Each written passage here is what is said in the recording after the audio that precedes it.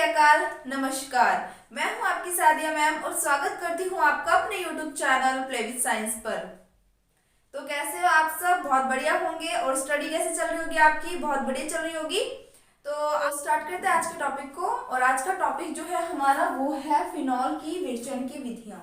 तो फिनॉल की विरचन की विधियों में 3 टॉपिक या 3 पॉइंट हम बोल सकते हैं, वो हम कवर कर चुके हैं, जिसमें एक सल्फोनिक अम्ल था, एक हेलो एरिन और एक आपका था बेंजीन डाइएजोनियम क्लोराइड। ठीक है, तो ये 3 टॉपिक जो है उसमें हम कवर कर चुके हैं। इन तीनों से कैसे कैसे फिनॉल का निर्माण किया जाता है ये कवर कर चुके हैं। तो good morning all of you, सभी को गुड मॉर्निंग मेरी तरफ से।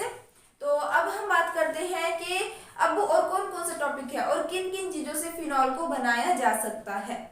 ठीक है, तो अब हम बात करते हैं जो कि आपका नेक्स्ट पॉइंट है। 3 पॉइंट कवर कर चुके हैं, तो हमारा ये होगा 4th पॉइंट। ठीक है, तो 4th पॉइंट की बात करें तो ये होगा हमारा सैलिसिलिक अम्ल से। क्या होगा?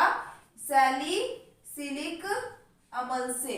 देखो सैलिसिलिक अम्ल का फॉर्मूला क्या होता है, सबसे पहले तो आपको इनके फॉर्मूले याद रखने पड़ेंगे। सैलिसिलिक अम्ल का फॉर्मूला होता है कुछ इस तरीके से। देखो आपको क्या करना है, सबसे पहले आपको बेंजीन रिंग लेना है। ठीक है, इस तरीके से आपको क्या लेना है, बेंजीन रिंग। बेंजीन रिंग पर आपको एक तरफ तो जोड़ना है OH और एक तरफ जोड़ना है COOH, यानी एक तरफ अल्कोहल ग्रुप और एक तरफ कार्बोक्सिलिक ग्रुप हो, तो इस पूरे स्ट्रक्चर को कहा जाता है सैलिसिलिक अम्ल। दोबारा सुनना, बेंजीन रिंग के ऊपर OH ग्रुप और साथ वाले कार्बन के साथ COOH ग्रुप, यानी 2 आपके क्रियात्मक समूह जिसमें एक साथ जुड़े हुए हैं, एक तो अल्कोहल और एक कार्बोक्सिलिक अम्ल, तो उसे हम क्या बोलते हैं, सैलिसिलिक अम्ल बोलते हैं। ठीक है, अब बात आती है कि भाई सैलिसिलिक अम्ल से हम फिनॉल कैसे बना सकते हैं, फिनॉल की फॉर्मेशन कैसे कर सकते हैं। तो सबसे पहले आपको क्या करना है, इसके अभिक्रिया जब हम इससे फिनॉल बनाते हैं तो उससे सबसे पहले हमें लेना होता है सोडा लाइम। क्या लेना होता है? सोडा लाइम लेना होता है। अब बात आती है कि ये सोडा लाइम क्या है, इसका फॉर्मूला क्या है। सोडा लाइम का फॉर्मूला है 2NaOH प्लस CaO। ठीक है, यानी 2 sodium hydroxide plus carbon oxide जो है, इस पूरे को सोडा लाइम कहा जाता है। क्लियर होती है बात?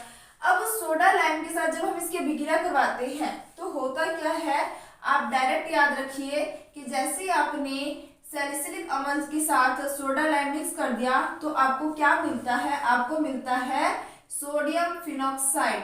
अब इससे तो आप लोग रूबरू हो चुके हैं, यानी इस स्ट्रक्चर को तो आप पहचान चुके हैं।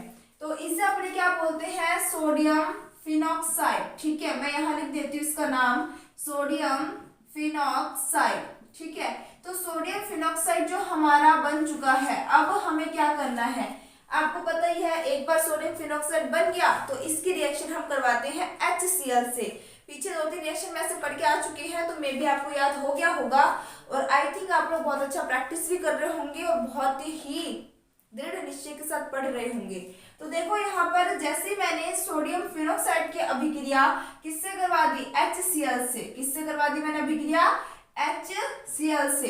तो आपको पता है यहाँ पर होता क्या है कि जो Na है वो Cl के साथ बाहर निकल जाता है। किसकी फॉर्म में बाहर निकल जाएगा? NaCl की फॉर्म में। Na जो है वो Cl के साथ बाहर निकल जाएगा NaCl की फॉर्म में। तो सोडियम की जगह यहाँ क्या आ जाएगा, हाइड्रोजन आ जाएगा, यानी बेंजीन रिंग के ऊपर क्या आ जाएगा, बेंजीन रिंग के ऊपर आ जाएगा आपका OH समूह। क्लियर बात? तो ये बन गया हमारा फिनॉल। क्या बन गया? फिनॉल। क्लियर बात? अब उसके बाद हम बात करते हैं जो 5th नंबर पॉइंट है, वो है ग्रीनियर अभिकर्मक से। तो ग्रीनियर अभिकर्मक जो है, इसकी स्ट्रक्चर सभी को पता है, RMgX, यही होता है ग्रीनियर अभिकर्मक। तो यहाँ पे लिख देती हूँ ग्रीनियर अभिकर्मक से। किससे? ग्रीनियर अभिकर्मक से। तो देखो यहाँ पर ग्रीनियर अभिकर्मक की अगर हम बात करते हैं तो ग्रीनियर अभिकर्मक का फॉर्मूला क्या होता है, आपको बता रखा है मैंने, RMgX, ये होता है ग्रीनियर अभिकर्मक का फॉर्मूला। बट यहाँ पर हम क्या ले रहे हैं, यहाँ पर हमें क्या करना है, फिनॉल की फॉर्मेशन करनी है। तो फिनॉल के लिए आपको चाहिए बेंजीन रिंग। तो ग्रीनियर अभिकर्मक में R जो है वो एक बेंजीन रिंग के फॉर्म में है। समझ आई बात? देखो आर का सीधा सा मतलब एल्किल ग्रुप से होता है। एल्किल ग्रुप यानी हाइड्रोकार्बन, जिसमें कार्बन और हाइड्रोजन की संख्या कितनी भी हो सकती है। ठीक है, तो ये सब बेसिक्स बातें हैं जिनको आपको ध्यान में रखना है। यहाँ आर का मतलब होता है एल्किल ग्रुप। आर का मतलब क्या होता है? एल्किल समूह। सामान्यतः हम इसे बोल सकते हैं ये है हाइड्रोकार्बन को बताता है। किसको बताता है? हाइड्रोकार्बन को, जिसमें कार्बन और हाइड्रोजन की संख्या कितनी भी हो सकती है। हो सकता है कि अगर CH4 है तो इसको भी मैं R से शो कर सकती हूँ। अगर मैंने यहाँ लिख दिया C2H5 है तो इसको भी मैं R से शो कर सकती हूँ। अगर मैं लिख दिया C3H7 है, इसको भी मैं R से शो कर सकती हूँ। ऐसे C4 5, मतलब कितने भी कार्बन की संख्या ले लो, अगर आप उसकी जगह सीधे R लिखते हो तो वहां आपको समझ जाना पड़ेगा R का मतलब है हाइड्रोकार्बन, यानी कार्बन और हाइड्रोजन की संख्या कितनी भी हो सकती है। तो जरूरी नहीं है कि हम यहाँ पर मैथिल एथिल ले, हम बेंजीन रिंग भी ले सकते हैं इसकी जगह, क्योंकि बेंजीन रिंग के अंदर एक्चुअल में होता क्या है, ये जो हम बेंजीन रिंग पढ़ते हैं इसके अंदर होता क्या है, कार्बन की संख्या 6 होती है, हाइड्रोजन की संख्या 6 होती है, यही होता है। तो ये सारा आपने पढ़ा हुआ है, जस्ट हमने रिवाइज कर लिया।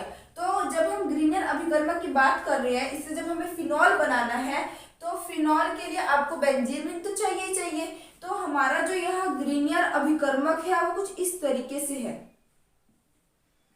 इस तरीके से हमारा क्या हो जाएगा? ग्रीनियर अभिकर्मक। आर का मतलब एल्किल ग्रुप। Mg जो कि धातु मैग्नीशियम को बताता है, इसकी जगह मैं लिख दे Mg। और X का मतलब होता है हेलोजन। आपने आवर्त सारणी स्टडी की होगी। देखो आवर्त सारणी जो आप पढ़ते हो उसकी स्ट्रक्चर कुछ इस तरीके से होती है ना। तो इसमें आप लोगों ने पढ़ा होगा कि ग्रुप होते हैं इस तरीके से बटे हुए, ग्रुप फर्स्ट, ग्रुप सेकंड, ऐसे काफी ग्रुप होते हैं। तो यहाँ पर है ना आता है आपका ग्रुप नंबर 17। यहाँ पर क्या आता है आपका? ग्रुप नंबर 17 आता है। और ये जो आपका ग्रुप नंबर 17 आता है, इस ग्रुप नंबर 17 को हम बोलते हैं हेलोजेंस। क्या बोलते हैं? हेलोजेंस बोलते हैं। और जो आपके हेलोजन होते हैं वो कौन कौन से होते हैं? फ्लोरो, क्लोरो, ब्रोमो, आइडो। ठीक है, तो यहाँ पर हम इस X का मतलब ले सकते हैं कि इस X का मतलब आपका फ्लोरो, क्लोरो, ब्रोमो, आइडो, इनमें से कुछ भी हो सकता है। ठीक है, तो मैं यहाँ पर बिया ले लेती हूँ। ठीक है, आपकी इच्छा है, आप कुछ भी ले सकते हो। ठीक है, तो ये मेरे पास आ चुका है ग्रीनियर रिजल्ट, ग्रीनियर अभिकर्मक। ये जो आपको संरचना दिखाई दे रही है इसी का नाम है ग्रीनियर अभिकर्मक। ठीक है, वैसे तो पर्टिकुलर फॉर्मूला इसका ये होता है क्योंकि हम हेलोजन कोई सा भी ले सकते हैं और हाइड्रोकार्बन की संख्या कितनी भी हो सकती है। तो ये आपका क्या है? ग्रीनियर अभिकर्मक है। तो इसका नाम क्या हो जाएगा? इसका नाम क्या होगा देखना। इसको मैं इस तरीके से लिख सकती हूँ, ये मेरा फेनिल है, ये मेरा मैग्नीशियम है और ये मेरा ब्रोमाइड है। तो मैं इसको ये लिख सकती हूँ फेनिल, मैग्नीशियम, ब्रोमाइड। समझ आ रही है बात? इसको मैं लिख सकती हूँ फेनिल, मैग्नीशियम, ब्रोमाइड। क्लियर होती है बात? तो इसे अपने लिख सकते हैं फेनिल, मैग्नीशियम, ब्रोमाइड। अब बात आती है कि जब हम ग्रीनियर अभिकर्मक से फिनॉल बना रहे हैं तो किन किन स्टेप से होते हुए हम फिनॉल का निर्माण करेंगे। तो देखो एक स्टेप के अंदर या बिल्कुल इजी वे में अभिक्रिया नहीं होती, थोड़ा सा आपको ध्यान में रखना है। सबसे पहले ग्रीनियर अभिकर्मक जो हम ले रहे हैं इसकी रिएक्शन करवाते हैं O2 के साथ। किससे करवाते हैं? O2 यानी ऑक्सीजन गैस के साथ। किसके प्रेजेंस में? प्रकाश की उपस्थिति में। किसके प्रेजेंस में? प्रकाश की उपस्थिति में। दोबारा सुनना, ग्रीनियर जो हमारा ग्रीनियर अभिकर्मक है इसकी अभिक्रिया हम ऑक्सीजन के साथ करवाते हैं प्रकाश की उपस्थिति में। तो क्या होता है? तो इस तरीके से देखो, यहाँ पर आपका जो बेंजीन रिंग है इसके ऊपर क्या आ जाता है? ये दोनों ऑक्सीजन इस तरीके से बंध बना लेते हैं, OOMgBr। क्या बन गया? OOMgBr। क्लियर बात है? अब नेक्स्ट स्टेप में क्या होता है, मैं इसको यहीं पे थोड़ा समझा देती हूँ। नेक्स्ट स्टेप में क्या होता है कि हम एक और ग्रीनियर अभिकर्मक के साथ इसी की अभिक्रिया करवाते हैं। ठीक है, मैं ले लेती हूँ एक और ग्रीनियर अभिकर्मक। एक और ग्रीनियर अभिकर्मक मतलब मैं प्लस में इस तरीके से लिख सकती हूँ, ये रहा मेरा बेंजीन रिंग और ये हो गया मेरा MgBr। MgBr। क्लियर बात। जब इसकी रिएक्शन इससे करवाऊंगी तो मेरे पास देखो, इस बात को समझना, मेरे पास टोटल कितने बेंजीन रिंग हो गए? 2। मेरे पास टोटल कितने Mg हो गए? 2। मेरे पास टोटल कितने Br हो गए? 2। और मेरे पास टोटल कितने ऑक्सीजन हो गए? 2। क्लियर होगी बात? ठीक है, तो यहाँ पर मैं इसको डायरेक्ट इस तरीके से लिख दूंगी, ये मेरा बेंजीन रिंग है जो कि 2 है यहाँ पर, और ऑक्सीजन भी 2 है, मैग्नीशियम भी 2 है, और Br भी 2 है। तो मैंने इसको एक बार लिख के इसके आगे 2 लिख दिया। इट मीन्स ये संख्या में टोटल कितने हैं? 2 बार है। समझ आई बात? ठीक है, तो यहाँ पर हमारा क्या बन चुका है? OMgBr। ठीक है, अब नेक्स्ट स्टेप में हमें क्या करना है? हम करवाएंगे इसका जल अपघटन। क्या करवाते हैं यहाँ पर? इसका जल अपघटन। जैसे ही हम इसका जल अपघटन करवाते हैं, ठीक है, तो होता क्या है? इस बेंजीन रिंग के ऊपर आ जाता है आपका OH ग्रुप। क्या आ जाता है? आपका OH ग्रुप। तो ये कुछ स्टेप है जो आपको याद रखना है, और इस तरीके से फिनॉल की प्रिपरेशन हो जाती है। ठीक है, 2 फिनॉल आपको प्राप्त हो जाएंगे। तो देखो यहाँ पर इसमें ना एक चीज इंपॉर्टेंट है जो हमारा कल रह गया था कवर करना। तो देखो मैंने आपको कल हेलो एरिन से रिएक्शन बताई थी, अगर आपको याद हो तो मैं जल्दी से रिवाइज करवा देती हूँ। कौन सी रिएक्शन बताई थी? जो आपको सबसे फर्स्ट रिएक्शन बताई थी, मैं नंबर लिख देती हूँ। नंबर फर्स्ट जो हमने पढ़ा था किससे? हेलो एरिन से। ठीक है, तो मैंने आपको बताया था कि हेलो एरिन का निर्माण कैसे करते हैं, वो आपको बता दिया। तो ये इतनी बातें रिवाइज करने की जरूरत नहीं है। फिलहाल बस इतना याद रखो कि ये हमारे पास बेंजीन रिंग है, और बेंजीन रिंग के ऊपर हमारे पास क्या है? हेलोजन है। इसे अपने बोलते हैं हेलो एरिन। ठीक है, अब इसकी अभिक्रिया हम किससे करवा रहे थे? इसकी अभिक्रिया करवा रहे थे हम NaOH के साथ। जैसे हमने इसकी अभिक्रिया, ये रिएक्शन रिवाइज हो रही है तो थोड़ा फास्ट आपको लग रहा होगा। जैसे हमने हेलो एरिन की अभिक्रिया NaOH के साथ करवाई तो यहाँ से क्या बाहर निकल जाता है? यहाँ से बाहर निकल जाता है आपका HCl। ठीक है, HCl बाहर निकल जाता है, और बेंजीन रिंग के ऊपर क्या आ जाता है? Na आ जाता है, जिसे हम बोलते हैं सोडियम फिनॉक्साइड। क्या बोलते हैं? जिसे हम सोडियम फिनॉक्साइड। तो ये इस तरीके से आपका बेंजीन रिंग बन जाता है, और इसके ऊपर आ जाता है ONA। ठीक है, और ये जो रिएक्शन हम करवा रहे हैं ये आपका ताप और दाब के प्रेजेंस में किया जाता है। ठीक है, कितना ताप और कितना दाब ये भी आपको याद रखना है। 623 केल्विन टेम्परेचर पर और 300 ATM दाब पर करवाया जाता है।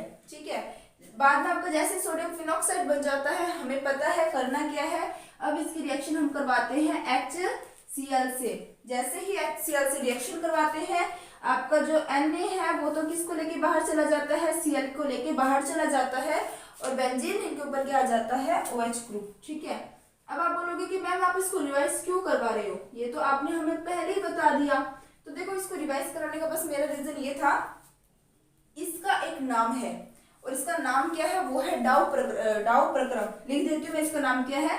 इसका नाम है डाउ प्रक्रम। ठीक है, ये एक नेमिंग रिएक्शन हुई, और आपको पता है नेमिंग रिएक्शन काफी इंपॉर्टेंट है, और ये चीज कल कवर करना रह गया था, तो मुझे लगा कि ये आपको कवर करा दूं, काफी इंपॉर्टेंट है। ठीक है, और हाँ, मैंने आपको ये भी बोल रखा है कि नेमिंग रिएक्शन के लिए रिक्वेस्ट समझो या ऑर्डर समझो, जो भी समझो, कि आप एक पतली सी कॉपी लगाइए, और उस कॉपी के अंदर ऑर्गेनिक के जितने भी नेमिंग रिएक्शन मैं करवाऊंगी उसमें लिखिए, क्योंकि नेमिंग रिएक्शन बहुत इंपॉर्टेंट है, और ये क्वेश्चंस जरूर आते हैं एग्जाम में। ठीक है, तो देख लो कौन कौन सी रिएक्शन हमने की है। मैं रिपीट कर देती हूँ कि एक तो हमने पढ़ लिया सैलिसिलिक अम्ल से। ठीक है, तो सैलिसिलिक अम्ल का फॉर्मूला बता दिया आपको। जब इसकी रिएक्शन हम सोडा लाइम से करवाते हैं तो सोडियम फिनॉक्साइड का निर्माण हो जाता है, और जब इसके अभिक्रिया हम दोबारा HCl से करवाते हैं तो NaCl बाहर निकल जाता है और बन जाता है आपका फिनॉल।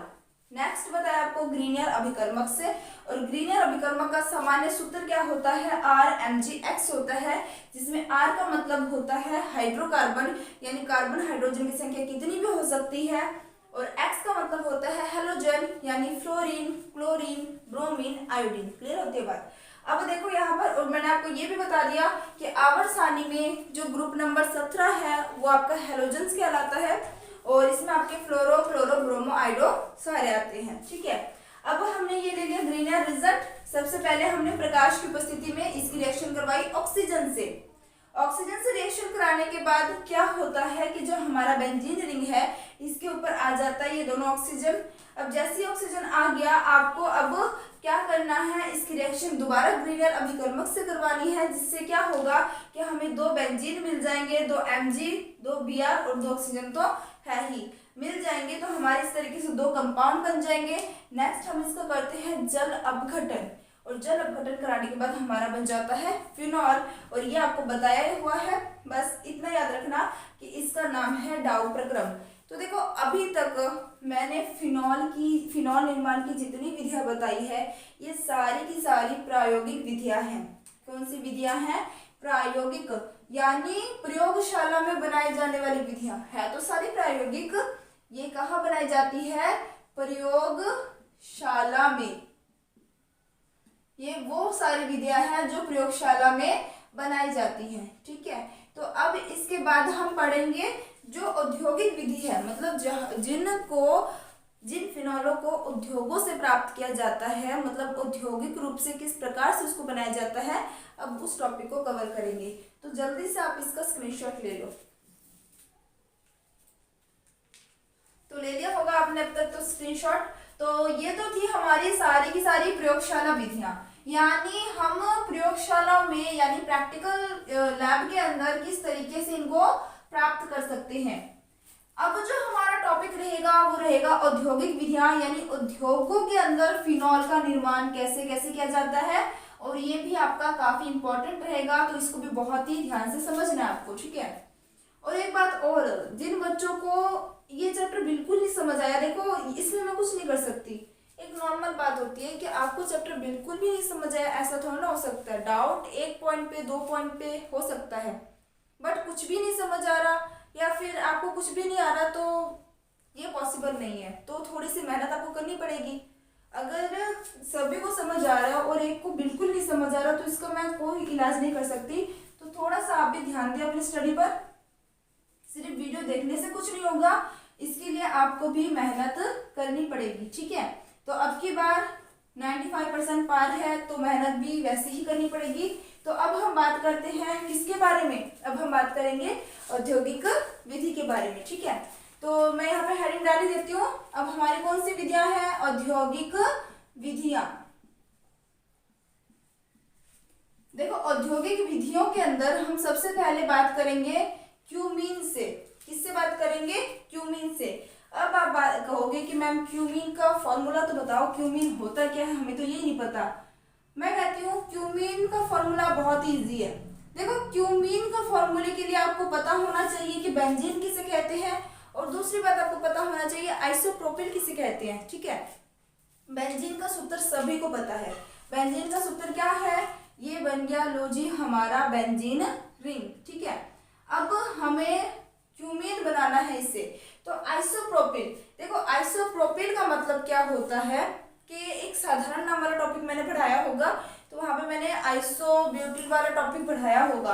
आप सीधे यूं समझ सकते हो जिसमें एल टाइप स्ट्रक्चर बनती है वो आपका आइसो है, और प्रोपिल शब्द आ गया ना, आइसो से अगर आप कंफ्यूज होते हो तो प्रोपिल शब्द, प्रोपिल का मतलब क्या होता है मैंने आपको बता रखा है कि जब भी हम किसी भी कार्बनिक यौगिक का नामकरण करते हैं तो अगर उस कार्बनिक यौगिक में एक ही कार्बन है तो हम शब्द यूज करते हैं मैथ, 2 के लिए शब्द यूज करते हैं एथ, और 3 के लिए शब्द यूज करते हैं प्रोप। बात समझ आ रही है? अब मैंने बोला कि आइसोप्रोपिल, ठीक है, तो प्रोपिल शब्द आते ही आपके माइंड में तुरंत आ जाना चाहिए कि प्रोपिल है, इट मीन्स ये 3 कार्बन की बात कर रहे हैं, ठीक है। अब 3 कार्बन की बात कर रहे हैं तो आइसो बोला है, तो आइसो मतलब यहाँ पर जो 3 कार्बन है वो कुछ इस तरीके से व्यवस्थित होंगे। देखो थोड़ा सा आपको याद करने का तरीका बता देती हूँ।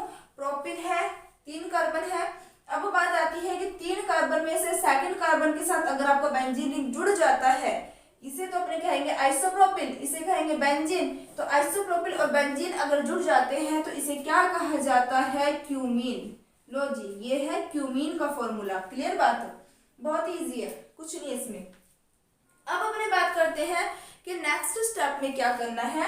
नेक्स्ट स्टेप में क्या करना होता है, हमें इसमें ऑक्सीजन की अभिक्रिया करवानी है। किससे अभिक्रिया करवानी है? ऑक्सीजन से। देखो पीछे हमने ऑक्सीजन से अभिक्रिया करवाई थी, दोनों O2 जोड़ दिए थे, याद होगा। वैसे ही यहाँ पे भी है, 2 ऑक्सीजन से अभिक्रिया करवाएंगे, दोनों O2 हमें जोड़ देना है, पर किस तरीके से जोड़ना है ये आपको देखना है। देखो यहाँ पे कौन सा कार्बन आपका बंध बना रहा है, इस तरीके से यहाँ मैंने इस कार्बन को मैं यहाँ लिख देती हूँ, जो 2 CH3 है इसको मैंने इस तरीके से लिख दिया, ठीक है। अब ये जो आपके कार्बन के साथ हाइड्रोजन है, इन दोनों हाइड्रोजन के बीच में आ जाएगा ऑक्सीजन, ठीक है। दोबारा सुनना, ये कार्बन है, इस कार्बन से 2 कार्बन जुड़े हुए हैं जिनको मैंने इस तरीके से लिख दिया। अब इस कार्बन से जुड़ा हुआ है आपका हाइड्रोजन, ठीक है। तो हाइड्रोजन जो है इन दोनों के बीच में कौन आ जाएगा, ऑक्सीजन आ जाएगा। कौन आ जाएगा, इस तरीके से दोनों ऑक्सीजन जुड़ जाएंगे, ठीक है। तो इसका नाम क्या हो जाएगा, इसका नाम हो जाएगा क्यूमीन हाइड्रोपेरोक्साइड, ठीक है। Cumene hydroperoxide. देखो क्यूमीन तो आपको दिख रहा होगा, और पेरोक्साइड के अंदर पेरोक्साइड का फॉर्मूला क्या होता है, ROOR, यही होता है। यहाँ पर आपको डबल O दिख रहा होगा, तो वहां से आप याद रख सकते हैं, इसका नाम हो जाएगा क्यूमीन हाइड्रोपेरोक्साइड। ये बन गया आपका क्यूमीन हाइड्रोपेरोक्साइड, ठीक है। अब नेक्स्ट स्टेप में क्या होता है कि जो हमें क्यूमीन हाइड्रोपेरोक्साइड मिल चुका है, इसे हम करते हैं गरम। क्या करते हैं, इसको हम गरम, यानी हमने इसको हीट देना शुरू कर दिया। जैसे ही हम इसे हीट देना शुरू करेंगे तो होगा क्या यहाँ पर कि यहाँ से जो OH आपको दिखाई दे रहा है वो आ जाएगा यहाँ पर, देखो इस तरीके से कि ये जो आपको OH दिखाई दे रहा है, ये OH तो आ जाएगा यहाँ पर इस कार्बन की जगह, और ये पूरा का पूरा कंपाउंड जो है वो आपका बाहर निकल जाएगा, ठीक है। किसके फॉर्म में, एसीटोन की फॉर्म में। तो यहाँ पर मैं इसको लिख देती हूँ, सॉरी अपने यहाँ पे, ठीक है। तो यहाँ पर मैं लिख देती हूँ हमारा क्या क्या प्रोडक्ट बनेगा। एक तो हमारा यहाँ बन जाएगा इस तरीके से फिनॉल, ये जो OH है ये यहाँ पर आके जुड़ गया, तो जो पीछे बचा वो बाहर निकल जाएगा, नॉर्मल सी बात है ना। एक तो बनेगा हमारा फिनॉल, और एक हमारा क्या बन जाएगा, एक हमारा बन जाएगा एसीटोन, और एसीटोन का फॉर्मूला सभी को पता ही होगा, CH3COCH3, ये हो गया एसीटोन। जिन बच्चों को ये समझने में दिक्कत आती है कि कौन सा एसीटोन है, कौन सा अल्कोहल है, कौन सा कार्बोक्सिलिक अम्ल है, तो मैंने ऑर्गेनिक केमिस्ट्री स्टार्ट करने से पहले एक बेसिक ऑर्गेनिक पर वीडियो बनाई थी। उसमें लगभग आपके उसमें पूरा प्लेलिस्ट आपका 4 से 5 वीडियो है जिसमें बिल्कुल बेसिक बातें बता रखी है, ठीक है। तो सबसे पहला बेसिक ऑर्गेनिक केमिस्ट्री अपनी क्लियर करो, ऑर्गेनिक केमिस्ट्री की जो बेसिक्स टॉपिक्स है वो सारे क्लियर करो, उसके बाद ही ऑर्गेनिक को स्टार्ट करो, क्योंकि जब आपको बेसिक ही नहीं पता होगा तो बाद वाला आपको समझने में दिक्कत आएगी। समझ आ रही होगी बात। तो ये बन चुका है क्यूमीन से फिनॉल, ठीक है, ये एक औद्योगिक विधि है, ठीक है। अब हम बात करते हैं दूसरे पॉइंट के बारे में। तो दूसरा है आपका ऑक्सीकरण। दूसरा क्या है आपका, ऑक्सीकरण। अब हम क्या करेंगे, ऑक्सीकरण कराएंगे, ठीक है, किसका, बेंजीन का, ठीक है। किसका ऑक्सीकरण करेंगे, बेंजीन का। अब बेंजीन का सूत्र तो सभी को याद हो ही गया होगा, ये हमारे पास है बेंजीन, और यहाँ पर हम इसकी ऑक्सीकरण करवा रहे हैं। ऑक्सीकरण यानी ऑक्सीजन का जुड़ना। तो यहाँ पर मैंने ले लिया हाफ O2। क्या ले लिया, हाफ O2। देखो हाफ O2 का मतलब है एक ही ऑक्सीजन, समझ आ रही बात। O2 का मतलब है 2 ऑक्सीजन, और 2 ऑक्सीजन का हाफ यानी एक ही ऑक्सीजन मैंने यहाँ पर लिया है। अब आप बोलोगे कि मैम इतना उलझा क्यों रहे हो, सीधे एक ऑक्सीजन लिखो ना। देखो सीधे एक ऑक्सीजन हम नहीं लिख सकते, इसका सबसे बड़ा रीजन ये है कि जब भी हम किसी भी चीज की फॉर्मेशन करते हैं, किसी भी चीज का निर्माण करते हैं, एक बात आपको हमेशा याद रखनी है, वो है ये कि ऑक्सीजन या कोई भी परमाणु अकेला प्रकृति में नहीं मिलता। अब आप आवर्त सारणी पढ़ते हो, ठीक है। अब कई बच्चों की डिमांड थी कि आवर्त सारणी पे एक वीडियो बनाओ, तो मैं आवर्त सारणी पे भी एक वीडियो बनाऊंगी ताकि आवर्त सारणी के बारे में आपको बेसिक सारी नॉलेज दे सकूं। पर वो मैं बताऊंगी तब जब पी ब्लॉक चैप्टर स्टार्ट करेंगे, उससे पहले मैं उसको समझाऊंगी, क्योंकि वो चैप्टर पूरा उसी पर डिपेंड है, ठीक है। तो अब आते हमारे टॉपिक पर। तो सुनना दोबारा कि मैंने कहा कि आपने आवर्त सारणी में पढ़ा है कि हमारे प्रकृति में बहुत सारे परमाणु पाए जाते हैं, ठीक है। तो जो परमाणु पाए जाते हैं ना, वो परमाणु कभी भी प्रकृति में एकल अवस्था में नहीं पाया जाता, यानी अकेला परमाणु कभी कोई नहीं मिलेगा। अगर हम बात करते हैं ऑक्सीजन की, तो ऑक्सीजन या तो आपको वातावरण में गैस के फॉर्म में मिलेगा, या फिर जल के अंदर ऑक्सीजन मिलेगा, या फिर अल्कोहल के अंदर ऑक्सीजन मिलेगा, यानी ऑक्सीजन किसी ना किसी कंपाउंड में आपको मिलेगा। आप जब भी रिएक्शन करवाते हो, सिंगल ऑक्सीजन से रिएक्शन नहीं होती। ऑक्सीजन आप गैस लेते हो या आप नवजात ऑक्सीजन लेते हो, मतलब कोई ना कोई कंपाउंड की फॉर्म में ऑक्सीजन लेते हो, कभी भी सिंगल परमाणु नहीं मिलता। तो यहाँ पर मैं सीधे O नहीं लिखूंगी, मैंने हाफ O2 लिखा है, इसका मतलब भी एक ऑक्सीजन है। क्लियर होती है बात। अब देखो यहाँ पर क्या करना है, इसकी रिएक्शन हम करवाते हैं वेनेडियम पेंटाऑक्साइड की उपस्थिति में, वेनेडियम पेंटाऑक्साइड की उपस्थिति में, यानी V2O5 के प्रेजेंस में। इसे मैं बोलूंगी वेनेडियम पेंटाऑक्साइड, ठीक है। तो ये चीज आप लिख लेना, वेनेडियम पेंटाऑक्साइड के प्रेजेंस में जब हम इसकी रिएक्शन करवाते हैं तो होता क्या है, आपको पता है कि प्रत्येक कार्बन के साथ एक एक हाइड्रोजन जुड़ा हुआ है। यहाँ पे प्रत्येक कार्बन के साथ क्या जुड़ा हुआ है, एक एक हाइड्रोजन भी जुड़ा हुआ है, लेकिन बाकी हाइड्रोजन से हमें मतलब नहीं है, हमें सिर्फ यही हाइड्रोजन चाहिए, किसके लिए, बंध बनाने के लिए। तो होता क्या है कि जो एक ऑक्सीजन है, इस प्लस को, ये आपको नहीं दिख रहा होगा अलग से, मैं लिख देती हूँ यहाँ पर, ये क्या है, दोनों आपस में रिएक्शन कर रहे हैं, ठीक है। तो होता क्या है, यहाँ पर जो एक ऑक्सीजन है वो इसके साथ जाके अभिक्रिया कर लेता है और इसके ऊपर क्या आ जाएगा, OH, क्या आ जाएगा इसके ऊपर, OH, तो बन गया फिनॉल। एक चीज और याद रखना है, ये रिएक्शन आपकी 583 केल्विन टेम्परेचर पर संपन्न करवाई जाती है। क्लियर होगी बात, ये रिएक्शन आपकी 583 केल्विन टेम्परेचर पर संपन्न करवाई जाती है। तो ये दो तो हो गए औद्योगिक विधि के अंदर। अब जो सबसे लास्ट बच गया वो है रॉशिंग प्रक्रम। थर्ड पॉइंट क्या रहेगा आपका, रॉशिंग प्रक्रम। देखो रॉशिंग प्रक्रम भी जो है ना, वो थोड़ा थोड़ा आपका डाउ प्रक्रम से मिलेगा, मिलता जुलता है, बस थोड़ा सा आपको ध्यान में रखना है, यह थोड़ा सा अलग भी है। तो रॉशिंग प्रक्रम में हम लेते क्या है, रॉशिंग प्रक्रम में सबसे पहले हम लेंगे बेंजीन रिंग। क्या लेंगे सबसे पहले, बेंजीन रिंग। और बेंजीन रिंग से हमें क्या बनाना है, हमें क्लोरोबेंजीन बनाना है, यानी हेलोएरिन बनाना है। तो सबसे पहले बेंजीन रिंग लिया, बेंजीन रिंग की रिएक्शन हम करवाते हैं HCl के साथ, O2 के हाफ O2 के प्रेजेंस में, ठीक है। HCl के साथ हाफ O2 के प्रेजेंस में इसकी अभिक्रिया करवाई जाती है। तो जैसे हम इसकी रिएक्शन करवाते हैं, ये रिएक्शन करवाई जाती है FeCl3 के प्रेजेंस में, और ये रिएक्शन होती है 523 केल्विन टेम्परेचर पर। देखो मैं इसको रिवाइज करवा दूंगी, टेंशन मत लो, आप बस फ्री माइंड होकर चीज को समझो। तो देखो रॉशिंग प्रक्रम में सबसे पहले हमें क्या बनाना है, हेलोएरिन बनाना है। और हेलोएरिन बनाने के लिए ये इस प्रक्रम में हम क्या करते हैं, सबसे पहले बेंजीन लेंगे और उसके बाद हम क्या लेंगे, हाइड्रोजन क्लोराइड लेंगे। हाइड्रोजन क्लोराइड की रिएक्शन हाफ O2 से करवाते हैं, किसके प्रेजेंस में, FeCl3 के प्रेजेंस में 523 केल्विन टेम्परेचर ताप पर। अब होता क्या है यहाँ पर, देखो इस चीज को ध्यान से समझना। यहाँ पर होगा क्या कि यहाँ पर भी आपके हाइड्रोजन है, आपको पता है बेंजीन रिंग के अंदर जितने भी कार्बन है उसमें प्रत्येक के साथ हाइड्रोजन है।